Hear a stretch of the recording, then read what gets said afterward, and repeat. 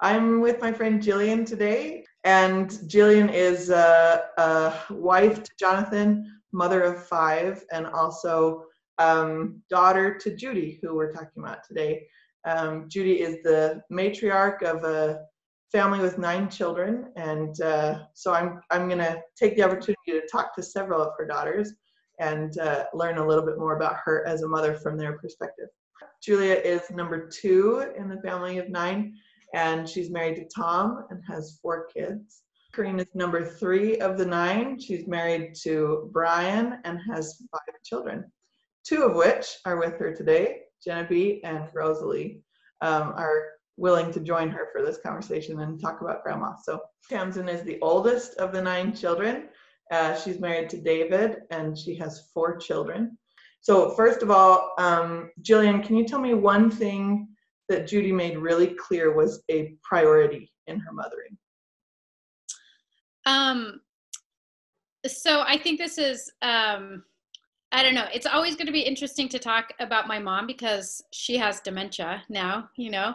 And so like a lot of these are remembering back. Her clearest priority was for all of us to learn and to develop from our experiences at home. We were her priority. Me or her kids. But, we were more important than anything else she was doing. So we came first, and if we needed her, she would be there. I believe it was that expectations were high.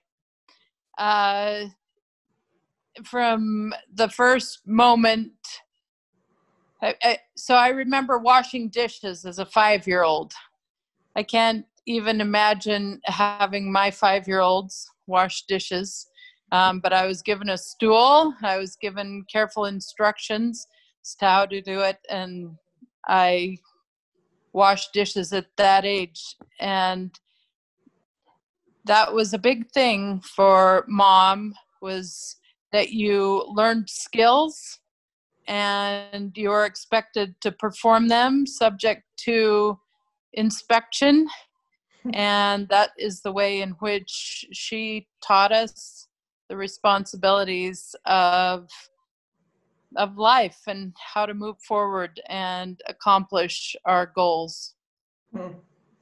I think one thing that my mom was so amazing at is like setting a framework for our family.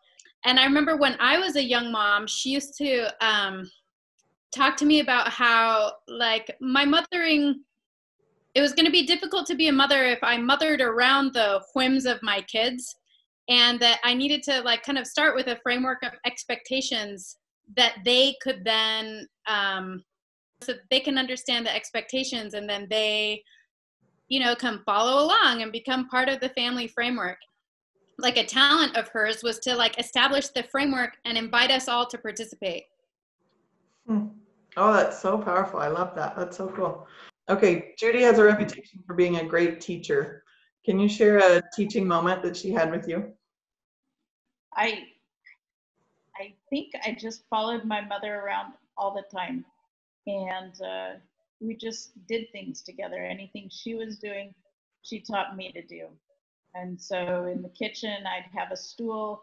I remember standing by we had a sink in between our washer and dryer. And I don't think there was any water there because that's where she kept the clean socks. And I had a stool and I would stand there next to her and we would fold socks out of the sink. And that's just how it went. I just followed her around and she taught me whatever she had me do, whatever she was doing. She was the master of like teaching us as she went. I was recently reading in like some of her family history writings that she did from when I was little, and she was talking about how, this is when I was 4, like before I went to kindergarten, she was like, Jillian and I folded the socks and then we wiped down all of the kitchen chairs And then, we walked down to the post office to mail the letters, and while she was doing this, these were like all of the things that she needed to be doing during the day. But it was also like her special time with me. Like those two things weren't separate, like her to-do list and my, and teaching me how to do things. Like she was teaching me to clean the chairs, she was teaching me to fold socks. Yes, my mom was a marvelous seamstress. And she was always very careful in the way she did things. She always wanted things to be perfect. When I did my sewing, I wanted it to be fast. But I remember one particular dress, I wanted to enter it in the county fair, and my mom just made me redo all the parts of it that were not done to perfection. And I really see, that can just be such a powerful thing to when you've made mistakes, try over and see if you can't do better the next time. I think as a young mom, when she came to stay with me after my own kids were born, every time she would come to my house, the first thing she would unpack out of her suitcase would be her rubber gloves. And well, you have to know about my mom. She did not clean without her rubber gloves. She didn't clean with bare hands.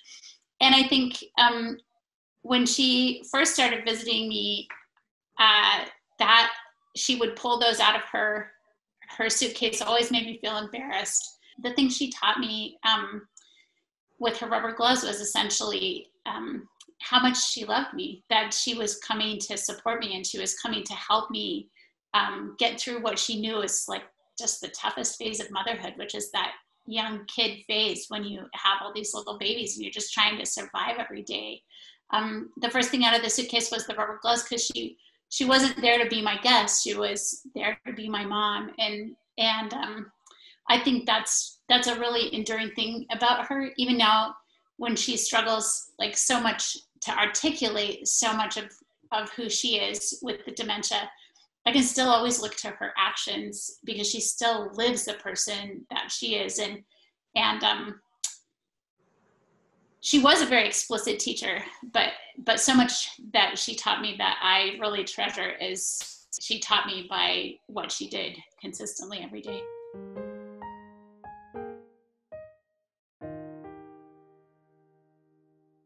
Can you give me an example of Judy as a disciplinarian?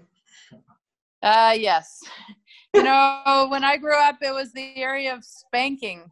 And Mom started out with a hairbrush, but she broke her favorite hairbrush spanking somebody. And so then it was wooden spoons.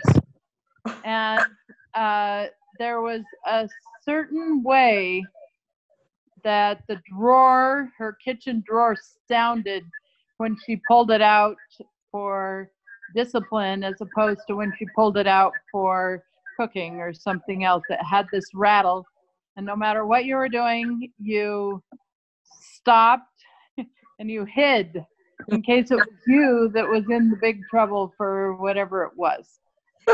She was an unapologetic spanker, but she didn't use it that often. She had so much power in herself that if she didn't want you to do something, at least for me, I just wouldn't do it. So she, as a disciplinarian, I think she was also willing to reason, and she was also willing to tell you her reasons, but she also just had tremendous power of just being able to say something, and it was like an inviolable rule because she was just such a strong person. She had so much personal authority. I mean, she did like spank us, which is something that, I don't do with my kids and is definitely out of vogue. But it's interesting that she didn't, when I read things about why it's a bad idea to spank children, like she was always the opposite of that. Like she never disciplined in anger.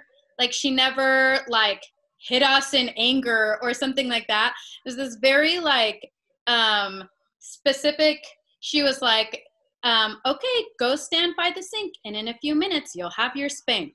So it's not like she was like, we did something bad and she was furious. She was totally calm about it. But she always said, you should, not just that you shouldn't spank your kids when you're angry, you shouldn't discipline them when you're angry.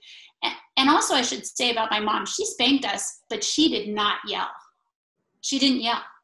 She didn't believe in yelling, and she believed that the emotional harm that you could do to a child by saying hurtful things or by yelling or by doing something like the silent treatment, she thought they were much more painful and long-lasting, than a spanking delivered when you were calm, to a child. And she was calm. If she spanked us, she was calm. Maybe not my brothers. You should ask my brothers, but for us, I never recall her disciplining in anger.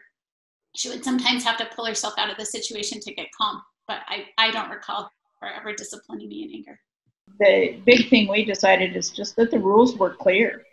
The expectations were there, and we knew what we were working towards. And she was very strict. But I'm finding now as a mother that strictness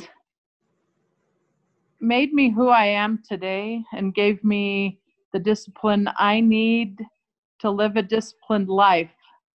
Instead of telling us not to do things, she always told us what we should be doing. Like, so instead of having like a negative, like, don't touch the stove, she would say like, put your hands on your tummy, or like framing things in positive ways.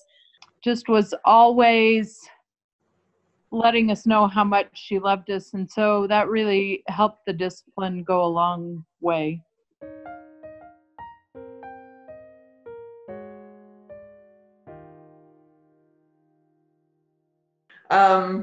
Okay, can you tell me how Judy went about welcoming the spouses as in-laws as they came into the family?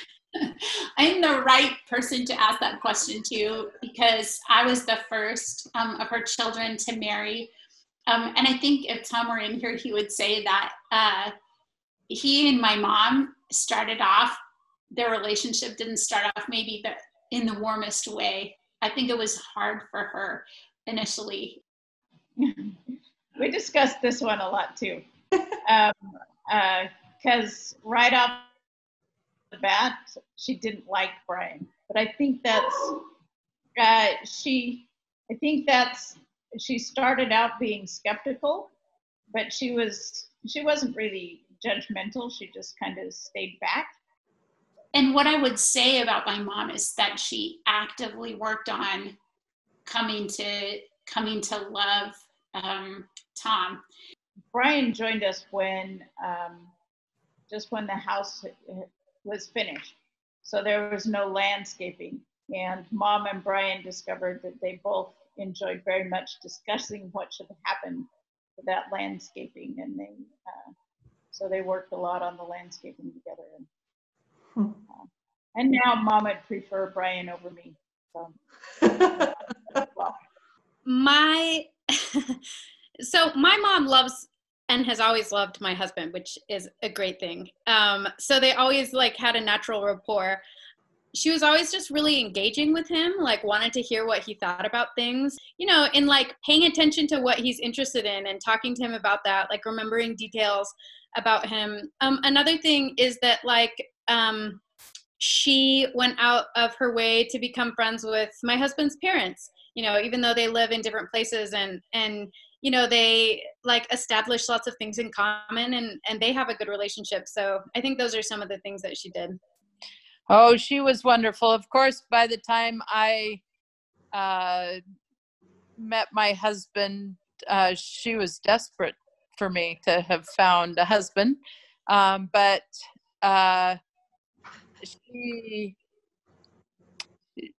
she was an incredible woman intellectually, and she would be able to engage people in really top line conversation.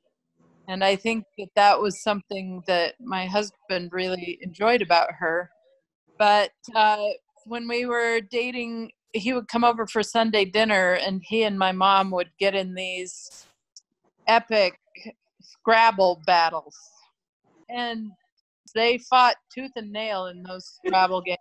Maybe a decade into our marriage, their relationship really started to become something beautiful. And this makes me cry because last year we took my parents and the four of us all went to Machu Picchu together because that had been one of my mom's lifelong dreams. And my dad and I kind of felt like if we didn't go, we never would go. And watching Tom care for her tenderly and how much she loves and trusts him now, you can see that over 30 years, they built something that's a lasting relationship.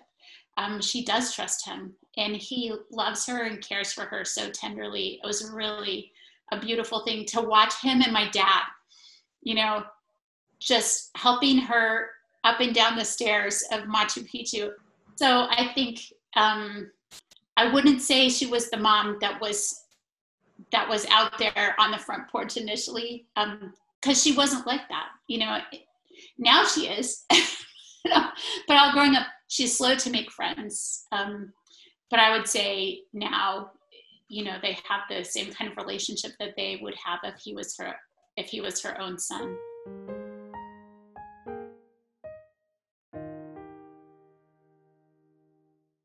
Okay, this might be a question for the daughters. What kind of grandma is Judy?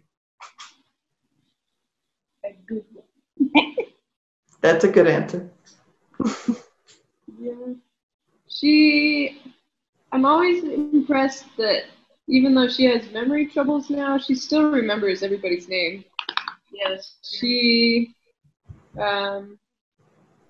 And she really, especially when we were younger, I remember she would take the time to let us pick a story that she would read to us, that she would spend time. It wasn't one-on-one time. There were usually 3 or 4 kids there, but there was always time with Grandma. And she managed to spoil us without spoiling us rotten. My mom, when she started out, she was tough on the grandkids as she was on the kids, and so some of her early relationship with her grandchildren, I think, were somewhat tough. First of all, you should know she told us right out of the gate that she would never babysit our children. Okay. That was one of the first things she told me. I mean, even before I got married, before I had kids, it was very clear. She told us she wasn't going to babysit our kids for us. It just wasn't something that she was going to do. And then she spent many years breaking that vow that she made. But she wasn't one of those grandmas that was like, okay, have all the kids, come over to my house. And I think it is partly because she is such an intentional teacher of children. When there's a child in her house, there's nothing casual about that. She's going to be very hands-on with them. I think one thing that she does really well is routines. She has like a book or a book bag that's full of all of our family's like historical favorite books. And she has those still, and they're in her book bag. So she's always read those books to my kids. And even with her dementia, like that's something that she can still do. So she always, reads those favorite books to my kids. And when she reads with them, she always has, and this is the same with us when we were little, she always has them link their arms through her arm. So when they read stories, they're like snuggled up together on the couch. And then the kid is like sitting still listening to the story. Clear expectations still. Lots of hugs. Jelly beans. But you had to give Grandma a hug first before you got your jelly bean. And the stories always meant you linked elbows and snuggled in close. And Henry John said, and no feet on the couch. So I had twins at 30 weeks, and they spend a lot of time in the NICU. And at the end of the time, my son got out of the hospital before my daughter, and so we were still in Spokane, but we had one baby that we needed to care for someplace, and my mom came and stayed with me and took care of that baby during that time while I went back and forth between the apartment we had and the hospital. And she, for the first 2.5 years of my twins' life, came over 2 to 3 times a week to bathe them. And then she would usually stay and feed one a bottle while she rocked it. She had a favorite rocking chair, and she would rock the baby. So by the time my kids came along, there was just nothing but love and devotion from Grandma. Maybe Zach was maybe 2, I think, when we were in Seattle, and we were so incredibly busy, and both of us were serving in our church community with young people. Both Tom and I were, and we had this event coming up, and she'd flown over to see me, and we were coming back together, and she just decided Zach needed someplace else to stay, like my oldest son. So she actually took him home with her on the plane, and took care of him. And I have so many great photos of that week of him cooking with her and gardening with her. And in those pictures, you can see that she's the same kind of grandma that she was a mom. So for my oldest son, he and Grandma both sing, and Grandma encouraged him to take lessons and to sing, and then they joined the Palouse Chorale together. Oh, wow. And they went to practices together, and that was always their thing. And she let my kids have a rock band in her basement. Lived with her for the summer. She let them get, electric guitars and drums and everything. They'd be down there playing, and even the whole house is shaking. She was just very supportive of that. For a lady with so many grandchildren, like, she's always been very careful to engage each child in like special activities for them. Like, for instance, like, she goes for a walk with my dad every morning, and whenever she finds a penny on the ground on her walk, she always picked it up and she called them Peter pennies. And then she always gave them to my oldest son, Peter. And that was like their thing, Peter pennies, and even like as he got older and wasn't quite as into pennies, like, he still felt fondly towards that. We lived far away from her. So like, we were coming in for visits and staying at her house. But every morning, like, she would take Scott out to the porch to water the begonias. And that just was like something that she decided was her thing with Scott. So like, come on, Scott, we're going to water the begonias. And like, that was what she did with him, and she remembered to do it every day. And she still does that. Like, even at a time when she, doesn't remember to make dinner, she still like is amazing with paying individual attention to the kids. Oh man, that's so beautiful. What a darling story. That's so sweet. Okay, what's a way that you hope to be a mother like Judy? I think about this all the time, just because I think in so many ways my mom was an ideal mom. I grew up knowing that I could do anything I wanted. And I wanted to, because that's what my mother thought. She was always really big on personal responsibility for her kids. One of the ways I hope to be like her is to not take the easy route. To her, there was a right way to do it. And she would make the sacrifice. She'd pay the price for doing things the right way. In every way, I would like to be more like, but I think it does have to do with the not giving in to every little thing, to let my kids learn their own lessons and suffer the consequences of choices. And I think that's an amazing thing to do as a parent, like an amazing gift to just give your children the tools to solve their own problems, and she was always fantastic at that. It's always easy give kids what they want, because that smile that you get, you know, when you make their life easier, when you give them a piece of candy or whatever, that feels good in the moment. But she was a great one for making the years versus days decisions. And that's what I really hope.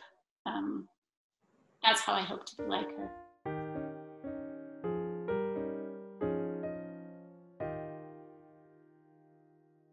Okay, I always ask a speed round at the end of every interview. Okay. And so if you can answer these the way that you think Judy would answer them. I know it's kind of an impossible thing to ask, but do the best you can. Okay, great. What do you think Judy's favorite sound is? Happy family together. Quiet, happy family together. Her family choir. Music. I think the voices, like the voices of her children singing in harmony. She always like wanted us to be singing in harmony.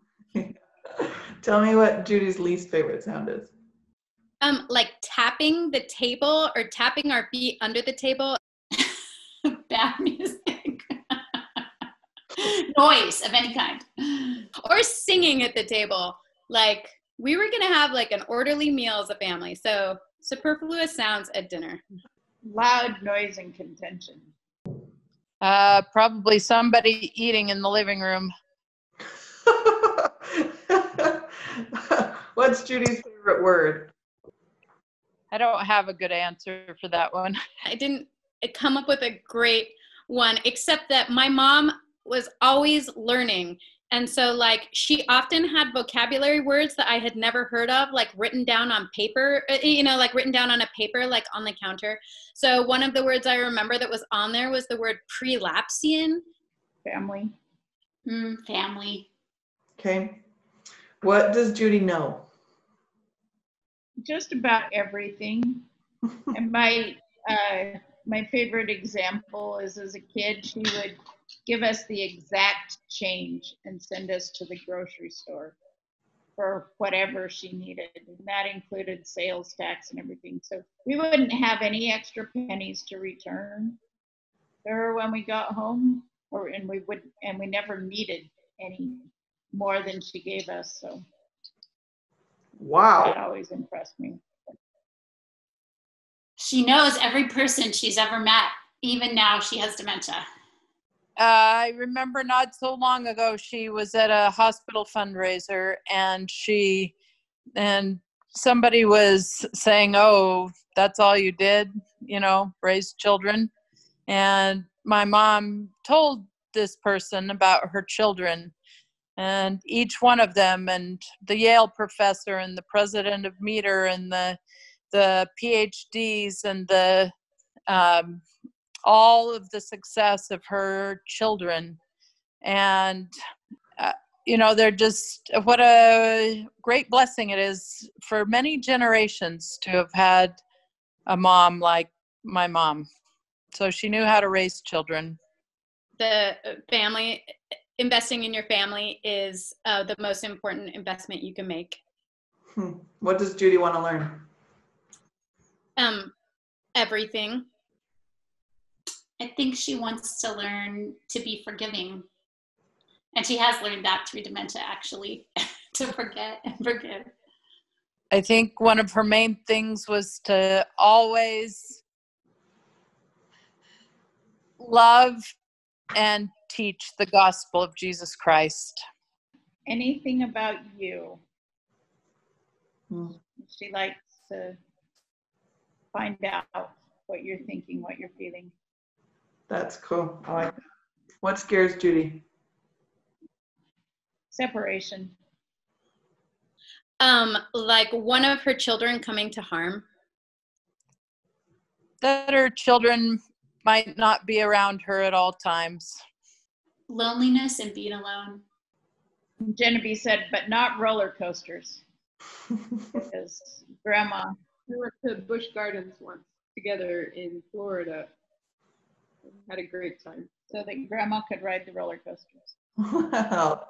That's a picture. I'm trying to picture Judy on a roller coaster. That's great. Tell me about a mom that Judy admires. Well, she admires your mom. So one of the first moms that came to mind was Celesta Daly. Mom has a great admiration for many women, just for what they do well, but just because Celesta was so involved with her family, and there's just so much love there. Well, that's fun to hear for viewers watching. Celesta Daly is my grandma. Her own mom, my Grandma Harris. I think it would have to be her mother, Grandma Harris. And my mom used so much of my Grandma Harris's parenting in her own parenting. So it was like, multiple generations of good parenting. I think Mom always wanted to share that sense of adventure that she got from her parents with her kids. And you can imagine taking a family of any size on a vacation is she was determined. But wherever we went, she would pick a book to read out loud. So when we went to Boston, she read Johnny Tremaine. When we went to Holland, she read us Hans Brinker and the Silver Skates. She just always, life was about education, and just it made for such a wonderful growing up for me. That's such a rich experience. That's incredible. All right, final question. What's Judy good at? Singing. Always learning and always improving. Like, she was always, if she learned a way of doing something that was better than the way that she did it before, she would incorporate that into her life. She's good at everything. Everything she puts her mind to, she can do. She's good at loving people, learning and remembering names. Love that. Thank you very much. Thank you, Jillian. Well, thank you very much for sharing Judy with me today. You're welcome.